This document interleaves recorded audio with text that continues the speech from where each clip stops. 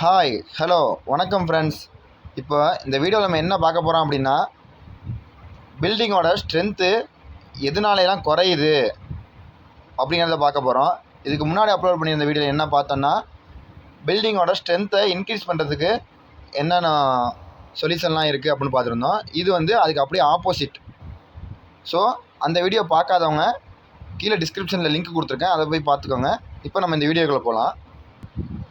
First reason, அதாவது strength குறையிறதுக்கு first reason என்ன அப்படின்னு பார்த்தோன்னா, எக்ஸ்கவேஷன் பண்ணியிருக்கோம்ல, அதாவது பில்லருக்கு குழி எக்ஸ்கவேஷன் பண்ணியிருக்கப்ப தண்ணி சில ஏரியாவெலாம் தண்ணி ஊறிடும். தண்ணி ஊறி நிற்கிறப்ப அதில் காங்கிரீட் போட்டோம் அப்படின்னா, அந்த காங்கிரீட் போடுறது வேஸ்ட்டு. நமக்கு தண்ணியோட போய் சிமெண்ட்டு மிக்சிங்கும் ஜல்லி எல்லாமே தனித்தனியாக செப்பரேட் ஆகிரும். ஸோ அந்த மாதிரி பண்ணுறதை தவிர்த்திடணும். அந்த மாதிரி பண்ணோம் அப்படின்னா அந்த காங்கிரீட் நோ யூஸாக ஆகிரும். செகண்ட் என்னென்னு பார்த்தோன்னா, பிசிசி, அதாவது 40 mm ஜல்லி வச்சு பிளேன் சிமெண்ட் காங்கிரீட் போடுறப்ப நிறைய இடத்துல இப்போலாம் என்ன பண்ணுறாங்கன்னா, ஃபஸ்ட்டு ஜல்லியை ஃபுல்லாக அந்த எந்த இடத்துல காங்கிரீட் பண்ணுறாங்களோ அந்த இடத்துல ஃபுல்லாக ஃபில் பண்ணிவிட்டு அதுக்கு மேலே சிமெண்ட்டையும் மணலையும் மிக்ஸ் பண்ணி மேலே தூவி விட்டு தண்ணி பிடிச்சி விட்றாங்க. அது பெரிய தவறு. அது ஏன் பெரிய தவறுன்னு சொல்கிறேன்னா, எல்லா இடத்துலையுமே அந்த கலவை போய் உள்ளே கரெக்டாக செட் ஆகாது. மேல் பரப்பில் மட்டுமே, அதாவது அந்த காங்கிரீட், அதாவது ஜல்லி பரப்பி இருக்க மேல் பரப்பில் மட்டும்தான் அந்த காங்கிரீட் கலவை போய் செட் ஆகும். கீழேலாம் ஒன்றுமே எம்டியாக இருக்கும். ஸோ அது மாதிரி போகிறதும் நோ யூஸ். ஸோ கரெக்டான மிஷினை வச்சு எப்படி நம்ம ரூஃப்க்கு காங்கிரீட் போடுறோமோ, மிஷின் வச்சு காங்கிரீட் போடுறோமோ, அதே மாதிரி பிசிசியும் போட்டோம் அப்படின்னா ஸ்ட்ரென்த்தாக இருக்கும். ஏன்னா பிசிசி தான் நம்ம டோட்டல் பில்டிங்கையுமே தாங்கிக்கிட்டு இருக்குது. ஸோ அதை கரெக்டாக பண்ணிடணும். நெக்ஸ்ட்டு, சாண்டு செலக்ட் பண்ணுறது கரெக்டாக இருக்கணும். சில சேண்டுலாம் உப்பு கலந்துலாம் இருக்கும். அதாவது ஏரியா, கடற்கரை ஏரியாவிலேருந்து சில இடத்துல மண் எடுத்துடுறாங்க. அந்த மண்ணை நம்ம யூஸ் பண்ணுறோம் அப்படின்னா அதில் உப்பு இருக்கும். ஸோ அதை கரெக்டாக செக் பண்ணிக்கணும். உப்பு நம்ம செக் பண்ணாமல் பண்ணிட்டோம் அப்படின்னா குயிக்காகவே நம்ம கம்பிலாம் அரிக்க ஆரம்பிச்சிடும், துருபிடிக்க ஆரம்பித்து குயிக்காகவே கம்பியோட ஸ்ட்ரென்த்லாம் குறைஞ்சி போயிடும். ஸோ அந்த மணலில் நம்ம கரெக்டாக செக் பண்ணிக்கணும். அதே மாதிரி மணலில் கிராவல் மிக்ஸ் ஆகாமல் இருக்கிறத பார்த்துக்கணும். கிராவல் தண்ணி பட்டுச்சுன்னா கொலனும், தண்ணி ட்ரை ஆனவுடனே ஹார்டாகவும் போயிடும். ஸோ கரெக்டாக சாண்டு என்ன கெப்பாசிட்டியில் இருக்கணுமோ அது மட்டும் இருக்குதா அப்படின்னு பார்த்துக்கிட்டு நம்ம அதை யூஸ் பண்ணணும். ஃபூட்டிங் போட்டதுக்கப்புறம் பில்லர் ரைஸ் பண்ணுறோம்ல, அதை நம்ம போன வீடியோவில், அதாவது ஸ்ட்ரென்த்தை எப்படி இன்க்ரீஸ் பண்ணுறது அந்த வீடியோவில் சொல்லியிருந்தோம். அதாவது 3/4 பில்லர் சைஸ் இருக்குங்கிறப்ப பேஸ்மெண்ட் வரையும் 1க்கு 1 பண்ணால் நமக்கு குயிக்காக தண்ணி உள்ளே அஃபெக்ட் பண்ணாது அப்படின்னு சொல்லியிருந்தோம். அது மட்டும் இல்லாமல் கீழே காலம் பாக்ஸ் வச்சு காலம் போடாமல் சுற்றி செங்கல் வச்சு பேஸ்மெண்ட் வரையும் செங்கல் வச்சு கட்டிட்டு அதுக்கப்புறம் உள்ளே காங்கிரீட் ஃபில் பண்ணோம் அப்படின்னா இன்னும் ஸ்ட்ரென்த்தாக இருக்கும். குயிக்காக போய் தண்ணி அஃபெக்ட் பண்ணாமல் ஃபஸ்ட்டு பிரிக்கை இல்லை தண்ணி தான் அஃபெக்ட் பண்ணணும், அதுக்கப்புறம் தான் நம்ம காங்கிரீட் போகுது. ஸோ அதையும் பார்த்துக்கணும். அப்புறம் இந்த கிரேடு பீம்லாம் காங்கிரீட் ஃபில் பண்ணுறப்ப கரெக்டாக வைப்ரேட்டர் மிஷினை வச்சு காங்கிரீட்டுக்குள்ளே நல்லா குத்தி விடணும். ஏன்னா காங்கிரீட் உள்ள வாய்ட்ஸ் இருக்கும். அந்த வாய்ட்ஸ் அப்படியே இருக்குது அப்படின்னா அந்த இடத்துல காங்கிரீட் போய் ஃபில் ஆகாது. நம்ம அது மாதிரி வைப்ரேட்டர் மிஷின் யூஸ் பண்ணி அந்த காங்கிரீட் நல்லா குத்தி விடுறப்ப உள்ள வாய்ட்ஸ் தான் வெளியாகி காங்கிரீட் ஃபுல்லாக செட் ஆகிரும். அதே மாதிரி வாட்டர் ரேஷியோ, சிமெண்ட்டுக்கு, அதாவது காங்கிரீட் மிஷினுக்கு இவ்வளோ மிக்சிங்க்கு இவ்வளோ சிமெண்ட்டு, இவ்வளோ தண்ணி, இவ்வளோ சேண்டு, இவ்வளோ அக்ரிகேட் இருக்கணும். அப்படிங்கிறப்ப வாட்டர் ரேஷியோ கரெக்டாக இது பண்ணணும். ரொம்ப தண்ணியாக விட்டாலும் அதோட ஸ்ட்ரென்த்து குறைஞ்சிரும். அதே மாதிரி தண்ணி கம்மியாக இருந்தாலும் அதோட ஸ்ட்ரென்த்து குறைஞ்சி போயிடும். ஸோ என்ன ரேஷியோ, அந்த மிக்சிங்குள்ளே என்ன ரேஷியோ இருக்கோ அதை கரெக்டாக ஃபாலோ பண்ணி மெயின்டைன் பண்ணோம் அப்படின்னா காங்கிரீட் நல்ல மாதிரியாக இருக்கும். நெக்ஸ்ட்டு என்னென்னு பார்த்தோன்னா, ஸ்ட்ரக்சரல் டிசைன், அதாவது ரெயின்ஃபோர்ஸ்மெண்ட்டு காங்கிரீட்டு.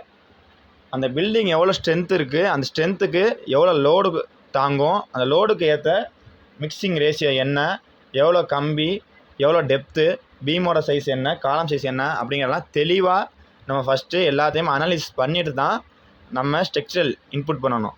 நம்ம காமனாக எல்லா பில்டிங்கும் பண்ணுற மாதிரி பண்ணக்கூடாது.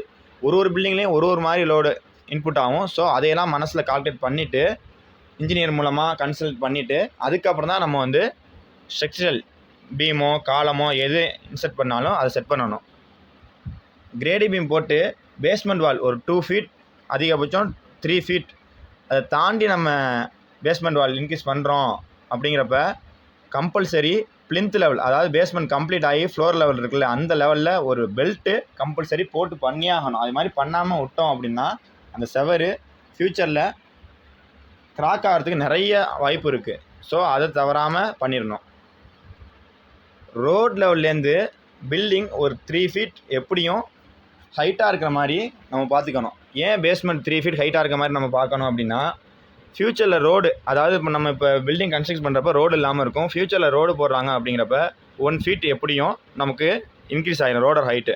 ஸோ நமக்கு வந்து மழை டைம்லலாம் வந்து தண்ணி வந்து நம்ம பில்டிங்குள்ளே வர்றதுக்கு வாய்ப்பு இருக்குது. ஸோ அதெல்லாம் கால்குலேட் பண்ணி பேஸ்மெண்ட் ஹைட்டை நம்ம ரெடி பண்ணி ஃபிக்ஸ் பண்ணிக்கணும். எக்ஸ்கவேட் பண்ணிவிட்டு பேக்ஃபில், அதாவது நம்ம குழி நோண்டிட்டு ஃபூட்டிங் காங்கிரட்லாம் போட்டு பில்லரை வந்து பிளிந்த் லெவல், அதாவது கிரேட் பீம் லெவல் கொண்டு வந்து வச்சுட்டு பேக்ஃபில் பண்ணுற சாயில் நல்லா தண்ணி ஊற்றி ஊற வச்சு நல்லா கடப்பாரெல்லாம் பண்ணி செட் பண்ணிட்டு தான் நம்ம மேலே பில்டிங் ஸ்டார்ட் பண்ணணும். அதெல்லாம் நம்ம செட் பண்ணாமல் ஸ்டார்ட் பண்ணிட்டோம் அப்படின்னா ஃப்யூச்சரில் அது வந்து மழை பெஞ்சோன்னா அதெல்லாம் பள்ளமாக போயிடும். ஸோ பேக்ஃபில் ப்ராப்பராக பண்ணிட்டு தான் நம்ம பில்டிங் நெக்ஸ்ட்டு ஒர்க்கை ஸ்டார்ட் பண்ணணும். நெக்ஸ்ட்டு மூலமட்டம். கட்டடத்துக்கு மெயின் மூலமட்டத்தை கரெக்டாக அக்யூரேட்டாக இருக்க மாதிரி பார்த்துக்கணும். 1 mm 2 mm சேஞ்ச் ஆனால் கூட பில்டிங்கில் நிறைய ஃபால்ட் ஆகும். அதாவது டைல்ஸ் போடுறப்ப நமக்கு ஷார்ட்டேஜ் காட்டும். அதே மாதிரி உள்ளே பார்க்குறப்ப டைல்ஸ் பார்க்குறப்ப கிராஸாக இருக்கும். ஸோ அதெல்லாம் கரெக்டாக மூலமட்டத்தை கரெக்டாக மெஷர்மெண்ட் ஒரு பாயிண்ட்டு கூட வேரியேஷன் ஆகாமல் மூலமட்டை கரெக்ட் பண்ணிவிட்டு அதுக்கப்புறம் பில்டிங் ஒர்க்கை ஸ்டார்ட் பண்ணணும். அப்புறம் கவர்மெண்ட்டில் செட்பேக் கொடுத்துருப்பாங்கல்ல, நம்ம சொன்னோம்ல அப்ரூவல் வாங்குறப்ப செட்பேக்ஸ் இருக்கும் அப்படின்னு சொல்லியிருந்தோம்ல, இந்த செட்பேக்ஸை கரெக்டாக ஃபாலோ பண்ணணும். கவர்மெண்ட் நாம்ஸை கரெக்டாக ஃபாலோ பண்ணி தான் நம்ம பில்டிங் பண்ணணும்.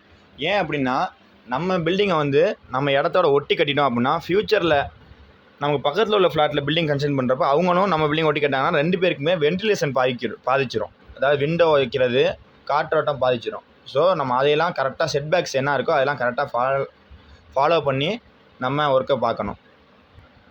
நம்ம பில்லர் குழிக்குள்ள சொல்லியிருந்தோம்ல பிசிசி, அதே தான் ஃப்ளோரிங்கில் பிசிசி போடுறப்பையும் அதே மாதிரி மிஷினை வச்சு மிக்ஸ் பண்ணிட்டு தான் நம்ம வந்து பிசிசி ஃபில் பண்ணணும். அதில் சொன்ன மாதிரியே நம்ம ஃபாலோ பண்ணிக்கணும்.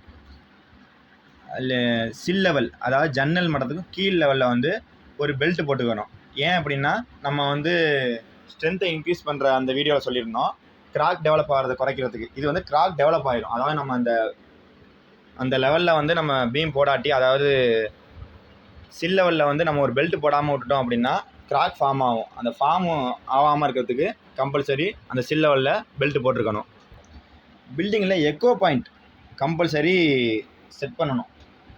ஒரு ரூமுக்கும் ஹாலுக்கும் மேக்ஸிமம் சின்ன சின்ன போர்ஷனாக இருக்கிறதுக்கெல்லாம் கம்பல்சரி எக்கோ பாயிண்ட் செட் பண்ணிக்கணும். ஏன் எக்கோ பாயிண்ட் செட் பண்ணணும் அப்படின்னா, நம்ம பேசுகிறது பக்கத்தில் இருந்தாலும் புரியாமல் போயிடும். ஸோ எக்கோ பாயிண்ட் செட் பண்ணிடணும். அந்த எக்கோ பாயிண்ட்டை ப்ராப்பராக வந்து வலை வச்சு அடைச்சிடணும். இல்லாட்டி அது வழியால் கொசு வரும், தண்ணிலாம் வந்து அது வழியாக தண்ணி வரதுக்கு வாய்ப்பு இருக்குது. ஸோ அதை ப்ராப்பராக மெயின்டைன் பண்ணிக்கணும். நெக்ஸ்ட்டு, நம்ம பாத்ரூம் டாய்லெட்டுக்கு மேலே லோ ரூஃப் போடுறோம்ல, அந்த லோ ரூஃபை உள்ளேயும் பூசிடணும். சில இடத்துல உள்ளே பூசாமல் விட்ருவாங்க, அது உள்ளேயும் பூசிடணும். எப்போயுமே வந்து காங்கிரீட் வந்து முடிஞ்ச அளவு பூசிடணும். ஏன்னா அது ரொம்ப ஹீட்டாக இருக்கும். லோ ரூஃப் வந்து மேக்ஸிமம் நம்ம வந்து க்ளோஸ் பண்ணி தான் வச்சுப்போம். ரொம்ப ஹீட்டாக இருக்கும், அதனால கிராக் ஏற்பட வாய்ப்பு இருக்குது அந்த இதுக்கு. அதனால் ஸோ அதை பூசிடணும். நெக்ஸ்ட்டு, ரூஃபில் வந்து அந்த ஃபேனுக்கு வந்து கிளாம்பு வைப்பாங்கள்ல, அந்த கிளாம்பை வந்து சில இடத்துல என்ன பண்ணிடுறாங்க அப்படின்னா, அந்த இதோட கட்டாமல் ரூஃபு அந்த ரெயின்ஃபோர்ஸ் ராடு கீழே சில இடத்துல ஃபிக்ஸ் பண்ணிடுறாங்க. அதனால் ஃப்யூச்சரில் அது உடச்சிக்கிட்டு வர்றதுக்கு வாய்ப்பு இருக்குது. ஸோ ப்ராப்பராக வந்து அந்த ரெயின்ஃபோர்ஸ் ராடோட டைட் பண்ணி கட்டிட்டு ரெயின்ஃபோர்ஸ் ராடுக்கு மேலாப்லேருந்து வர்ற மாதிரி செட் பண்ணிடணும். மேலே weathering course compulsory building fill பண்ணிடணும். வெதரிங் கோர்ஸ் கம்பல்சரி நீங்கள் ஃபில் பண்ணாமல் விட்டுட்டீங்க அப்படிங்கிறப்ப ரூஃபில் தண்ணி நின்று சோக்காக ஆரம்பிச்சிருச்சு அப்படின்னா தண்ணி உள்ளே இறங்கிடும், நம்ம கம்பி ஃபுல்லாக வேஸ்ட்டாக போயிடும். ரூஃபில் உள்ள கம்பி ஃபுல்லாக வேஸ்ட் ஆகிடும். காங்கிரீட்டு குயிக்காகவே செப்பரேட் ஆகி இருந்துச்சு, அதோட ஸ்ட்ரென்த்தை குறைச்சி விட்டுரும். ஸோ கம்பல்சரி மேலே வந்து ரூஃப் லெவலில் வெதரிங் கோர்ஸு செட் பண்ணியே ஆகணும். அதுக்கப்புறம் நம்ம ரெயின்ஃபோர்ஸ்மெண்ட், அதாவது ஆர்சிசி காங்கிரீட் போடுறோம்ல, ரெயின்ஃபோர்ஸ்மெண்ட் சிமெண்ட் காங்கிரீட், அதில் வந்து கரெக்டாக கவர் பிளாக்கு கரெக்டாக யூஸ் பண்ணணும். காங்கிரீட் அப்படிங்கிறப்ப, இப்போ ஒரு எக்ஸாம்பிளுக்கு ரூஃப் காங்கிரீட் அப்படிங்கிறப்ப 5 inches ரூஃப் காங்கிரீட்டுங்கிறப்ப மேலே 2 இன்ச் கீழே 2 இன்ச் சென்டரில் அந்த ரெயின்ஃபோர்ஸ்மெண்ட் வர்ற மாதிரி இருக்கணும். கீழே ரெயின்ஃபோர்ஸ்மெண்ட்டு மேலே ஃபுல்லாக காங்கிரீட் இருந்தாலும் நமக்கு அது ஸ்ட்ரென்த்தை குறைச்சிரும். அதேமாதிரி மேலே ரெயின்ஃபோர்ஸ்மெண்ட் இருந்துட்டு கீழே காங்கிரீட் இருந்தாலும் குறைச்சிரும். ஸோ அதை ப்ராப்பராக ரெயின்ஃபோர்ஸ்மெண்ட்டுக்கு கீழே கவர் பிளாக், அதாவது அதுக்குன்னு ஒரு சைஸ், அதாவது இந்த 12 mm யூஸ் பண்ணுறோம் அதுக்கு ஒரு கவர் பிளாக் இருக்குது, 10 mm ஒரு கவர் பிளாக் இருக்குது. எந்தெந்த கவர் பிளாக்கோ அது கரெக்டாக ப்ராப்பராக கவர் பிளாக் யூஸ் பண்ணிடணும். அதுக்கப்புறம் காங்கிரீட்டில் பீம் காலத்துலலாம் காங்கிரீட் போடுறப்ப வைப்ரேட் மிஷின் யூஸ் பண்ணி நல்லா அதை குத்தி விடணும். ஏன் குத்தி விட்றேன்னு சொல்கிறேன்னா, காங்கிரீட்டில் எதுவும் வாய்ஸ் இருந்துச்சுன்னா அந்த இடத்துல காங்கிரீட் இல்லாமல் எம்டியாக இருக்கும். ஃப்யூச்சரில் அந்த வாய்ஸ் உடையிறப்ப அந்த காங்கிரீட்டில் ஸ்ட்ரென்த்து குறைஞ்சிரும். அந்த இடத்துல காங்கிரீட் இல்லாமல் எம்டியாக இருக்கப்போ ஸ்ட்ரென்த்து குறைஞ்சிரும். அதை ப்ராப்பராக பார்த்துக்கணும். அதுக்கப்புறம் வாட்டர் ரேஷியோ, அதாவது இப்போ வந்து நம்ம M20 கிரேடு, எந்த கிரேடு காங்கிரீட் யூஸ் பண்ணுறோமோ அந்த கிரேடுக்கு எவ்வளோ வாட்டர் ஆட் பண்ணணுமோ அந்த வாட்டர் தான் ஆட் பண்ணணும். கூடவும் ஆட் பண்ணக்கூடாது, குறைச்சும் ஆட் பண்ணக்கூடாது. அதுக்கப்புறம் க்யூரிங்னா மெயின் இம்பார்ட்டண்ட். அதாவது க்யூரிங் பண்ணலை அப்படின்னா பிளாஸ்டரிங் பண்ணாலும் சரி தெரிச்சிரும், நம்ம ஸ்லாப் காங்கிரீட்டும் வெடிப்பு விட்டுரும். ஸோ ப்ராப்பராக எத்தனை டேஸ் க்யூரிங் பண்ணுறது இருக்கோ அத்தனை டேஸ் ப்ராப்பராக க்யூரிங் பண்ணிடணும். அதுக்கப்புறம் பெயிண்டிங் வந்து வீட்டுக்கு ரொம்ப முக்கியம். ஏன்னு சொன்னால் மழை பெய்கிறப்ப சின்ன சின்ன இது பிளாஸ்டரிங் உள்ள ஹோல் இருந்தாலும் அது வழியால் தண்ணி உள்ளே இறங்கி செவரை பாதிச்சிடும். ஸோ பெயிண்டிங் பண்ணிடணும். மெயின்டெனன்ஸ், பில்டிங் கன்ஸ்ட்ரக்ஷன் பண்ணி 1 year ஆனாலும் சரி 2 year ஆனாலும் சரி, சின்ன கிராக் வந்தாலும் சரி அதை உடனே மெயின்டைன் பண்ணிடுங்க. இல்லை அப்படின்னா டெவலப் ஆயிடுச்சு அப்படின்னா நம்ம பில்டிங் டோட்டலாகவே கொலாப்ஸ் ஆயிரும். ஸோ இதை மறக்காமல் இதெல்லாம் செஞ்சுருங்க. உங்களுக்கு இந்த வீடியோ பிடிச்சிருந்துச்சின்னா மறக்காமல் லைக் பண்ணுங்கள். தேங்க்யூ.